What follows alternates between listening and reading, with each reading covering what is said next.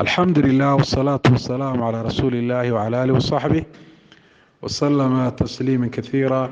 أما بعد، السلام عليكم ورحمة الله وبركاته. su-aasha kontonaad waxa ay leedahay qasiidooyinka nebi ammaanka ah ee muusiguna uu la socdo xukunkoodu waa maxay?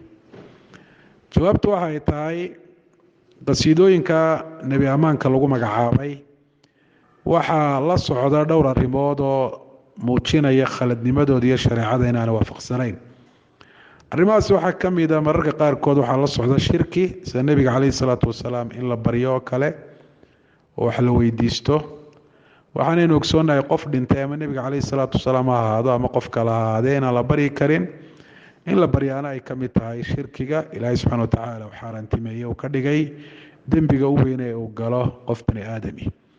waxyaabaha kale la socda waxaa ka mid ah alghuluw fi lmadxi, in ammaanta lagu talax tago oo lagu sifeeyo nebiga caleyhi salaatu wasalaam sifaad aanu lahayn oo ilaahay un subxana wa tacaala uu leeyahay, sida inuu qeybkii waxa maqan u ogyahay oo kale, amabase inuu awood u leeyahay wax kasta inuu taro oo dhib kastana inuu difaaco, ama isagoo dhintayba inuu weli adduunyada ka shaqaynayo wax uu ka qaban karo, inuu adduunyada mulkiyo kale sida qasaa'idka qaarkood ku taala sida burdaha oo kale, adduunyada iyo aakhiraba inuu mulkiyo, inuu og yahay waxa looxul maxfuuda ku qoran, inuu cilmiga nebiga qeyb ka mida uu yahay oo inta looxul maxfuuda ku qoran iyo in kaleba waxa weeyaan uu og yahay.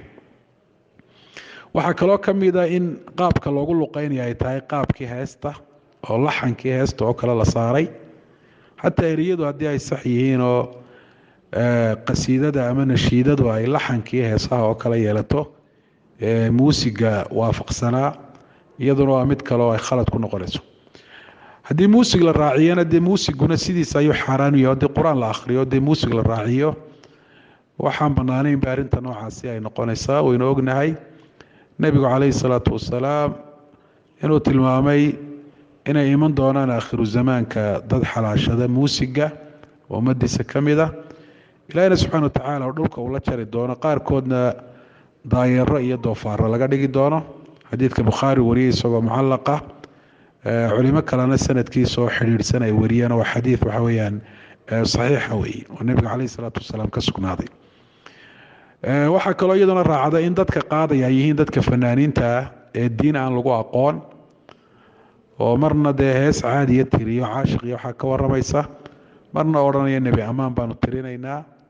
marka waxaasoo dhan haddii laysku daro waxaa muuqanaysa qasaa'idka noocaasi ahi wax bannaan inaanay ahayn, bal waxaaba la odhan karaa heesaha kale ee iyaga aan diin laga dhigahayn iyaga ayaa ka dembi badan, waayo wax shareecadii khilaafsan oo haddana diin laga dhigayo oo diintii loogu abtirinayo, oo dee dhinac waxay ka noqonaysaa shay bidca bay ka noqonaysaa. sideedabana in qasaa'idka markaa diin laga dhigo oo lagu cibaadaystaa bidaca suufiyada ayay ka mid tahay. waxay culimmadu u yaqaaneen assamaac asuufi, waa bidaca ay la soo dariyeen bay ka mid tahay in lagu cibaadaysto in nashaa'id iyo qasiidooyin iyo waxaasi la akhriyo. waxaa ku dabaqmaya xadiidka nebiga caleyhi salaatu wasalaam man camila camalan laysa caleyhi amruna fahuwa raddun, wallahu aclam. wsala allahu calaa nabiyina maxamed. أيها الإخوة والأخوات، تقبلوا تحيات إخوانكم في منهج أونلاين، وآخر دعوانا أن الحمد لله رب العالمين، والسلام عليكم ورحمة الله وبركاته.